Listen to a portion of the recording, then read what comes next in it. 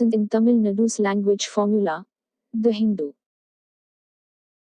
The new education policy misses the vital empirical evidence of Tamil Nadu following a language formula that is distinctly at variance with that of Delhi for the past 50 years and yet achieving significant positive social and economic changes. That many are oblivious of it is surprising. Annadurai's vision. It was the decision of C.N. Annadurai, who realized the Dravidian movement's dream of achieving governmental power, that beyond Tamil and English, in order of preference, no other language would be taught in the schools of Tamil Nadu either as a language or medium of instruction. The far-sightedness of this decision can be better appreciated if one goes through the language policy adopted by various developed countries. National Education Policy. Why has language been a sensitive matter in Tamil Nadu? Most countries follow a one-language formula, invariably mother tongue, for teaching children in the primary classes. On reaching middle school they are given a chance to learn one more language, mostly English. As there is no imposition through schools, voluntary learning of other languages is widely prevalent in these countries. Be it students of literature, sociology, or people involved in international trade, their knowledge of 5 or 6 languages is quite normal. In Singapore, all countries faced with the enormous challenge posed by the new century invariably give preference to the English language after their mother tongue. Japan and Singapore can be cited as two countries which handle language policy as a strategic tool to achieve socioeconomic development. Singapore's success in this area is phenomenal and closely comparable to the situation in India. It was the mission of Lee Kuan Yew, the architect of modern Singapore, giving equal status to English and mother tongue as a prerequisite not only to work closely with the international community but also to bring in big-ticket changes. In many ways this can be compared to Annadurai's mission.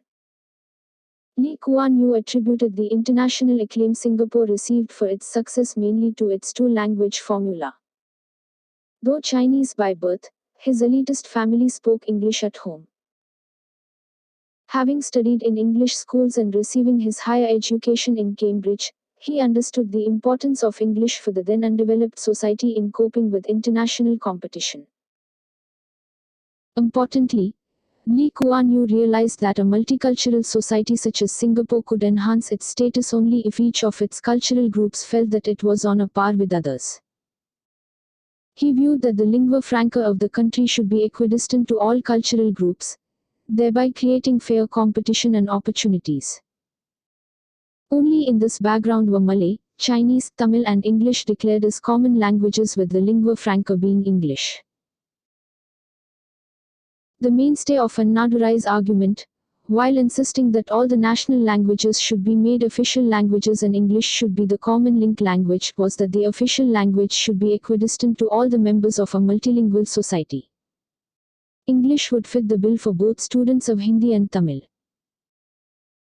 Making Hindi alone as the official language would create disparity among various linguistic groups other than the Hindi-speaking population, which will result in partial treatment, giving unfair advantage to the Hindi-speaking population. Annadurai was against this injustice.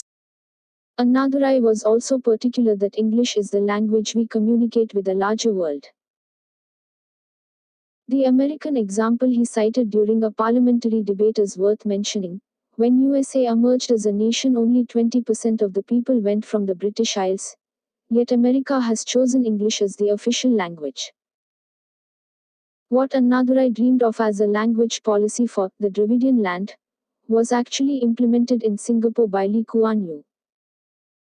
Singapore had much more justification to adopt Chinese as its sole official language than India, insisting on Hindi being the sole official language. Even today, the population of Hindi-speaking people has not crossed 50% in India. In Singapore, 74.2% of the population is Chinese, 13.2% Malays and 9.2% Indians. If Lee Kuan Yew had wished, he could have well declared Chinese to be the sole official language and satisfied the Chinese who were in a majority. He could have used this as a nationalistic tool and cemented his place politically forever. But he resisted this temptation. He not only selected English but also recognized languages of every social group. He mandated that each Singaporean should learn their respective mother tongue along with English. He was of the firm view that only the roots one has in her mother tongue would be shaping her future personality. The world celebrates the decision made by Lee Kuan Yew after taking into consideration the possibilities, limitations and challenges faced by a third world country. They praise him for his two-language policy which prepared Singaporeans in advance for globalization. Have they, experts, ever discussed the contribution of a Nadurized two-language formula in the background of Tamil Nadu being one of the developed states in India despite not possessing a trade and big capital like Gujarat or Maharashtra or having water resources and land fertility like Kerala and Punjab or the political bargaining power by sheer size and population by states such as Uttar Pradesh? And when will they be discussing the Indian government's failure in the language policy in the backdrop of inequalities prevailing among societies since independence? Reality check in Tamil Nadu. Though comparable to Singapore in far-sightedness and in the forefront as far as India is concerned, in the present scenario, Tamil Nadu's education standards are not comparable to Singapore's in terms of outcomes. Our students suffer a serious handicap while dealing with English and Tamil languages. And they do not have command over either. Yet this is not the failure of the two-language formula per se but of its implementation and the present Indian educational ecosystem. Even teaching in the mother tongue or the teaching of two languages is filled with challenges. Does India take into account the challenges in teaching three languages? If India is really interested in the new education policy capable of creating new generations, Delhi can acquire that vision only by studying the educational ecosystem throughout the world and comparing it with the strengths and weaknesses of Tamil Nadu's. Working towards the possibility of implementing the two-language formula successfully throughout India would throw light not only on India's education policy but also on its official language policy.